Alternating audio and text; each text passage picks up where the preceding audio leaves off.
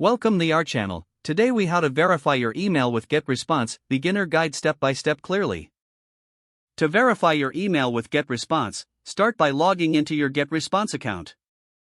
Once you are logged in, navigate to your profile icon, usually located in the top right corner of the dashboard. Click on the profile icon to open a drop-down menu. From the menu, select Account. In the Account section, locate the Email option. Here, you will see the email address you used to register. If your email is not verified, you will see a notification prompting you to verify it. Look for the button or link that says Resend Verification Email. Click on it to send a new verification email to your inbox. Now, open a new tab and go to your email account. Check your inbox for the verification email from GetResponse. If you don't see it, make sure to check your spam or junk folder. Once you find the email, open it to read the verification message. Inside the email, there will be a verification link.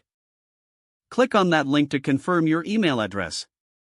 After clicking the link, you should be redirected back to the GetResponse website.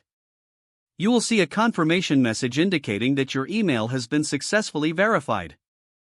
At this point, you can go back to your GetResponse dashboard. Your account settings should now reflect that your email is verified.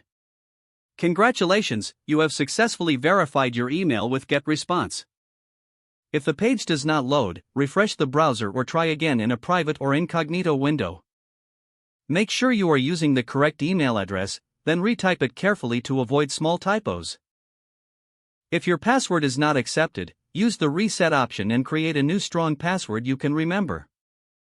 Check your spam folder for verification or security emails, then complete any requested confirmation steps.